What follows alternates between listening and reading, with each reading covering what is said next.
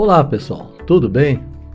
Hoje, seguindo o nosso programa de 5 minutos para viver melhor, conversando sobre funcionamento cerebral, hoje nós vamos falar sobre estratégias de escolhas.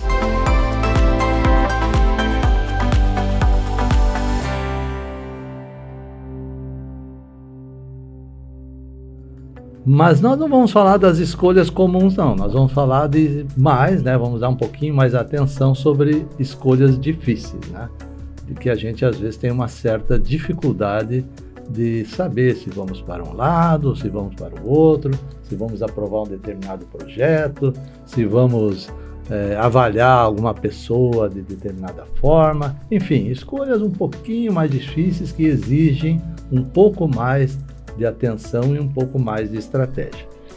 E isso é importante, porque isso é que vai nos fazer o relacionamento com as pessoas, e as pessoas estão também nos avaliando conforme a gente faz alguma escolha. Eu coloquei aí um slide, de uma placa de sinalização, onde vários sinais apontando por um ou por outro caminho, e aonde às vezes a gente pode ir. Bom,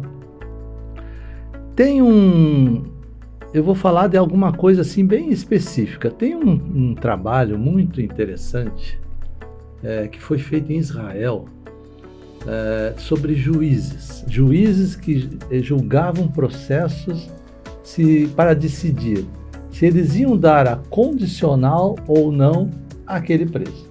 Veja só, era o trabalho deles. Então, eles liam o processo e decidiam, não, este pode ter uma condicional, esse não pode ter a condicional. E faziam isso durante o trabalho, o dia deles. E o que aconteceu? O que notaram? O que fizeram nesse trabalho? Começaram a fazer uma associação entre quando os juízes aprovavam a liberdade condicional em relação à sua alimentação. E o que eles notaram? Que logo após as refeições, como um café, um almoço, os juízes tendiam a aprovar mais essa liberdade condicional. Eles baseavam as sentenças deles mais em aspectos técnicos e decidiam conceder essa liberdade. E quanto mais longe da alimentação, digamos lá, 2, 3, 4 horas depois de um almoço, eles tendiam a não aprovar a liberdade condicional. E a diferença era muito grande. Existia uma diferença muito significativa. E eles estudando as sentenças desses juízes, eles viram o seguinte, que quanto mais se distanciava, quanto mais instabilidade eles tinham em níveis de glicose no cérebro, menos eles se deixavam levar pelo raciocínio, e sim mais pelo impulso daquilo que eles estavam lendo no processo.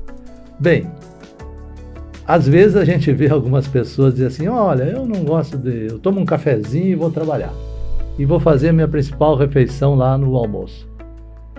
Mas aí tem uma informação importante, uma dica importante. Quando você vai trabalhar, ou você vai fazer um trabalho, ou vai fazer um projeto, enfim, ou vai pensar, você tem que usar o raciocínio, o cérebro que raciocina, você tem que usar estratégia para isso. E o que acontece?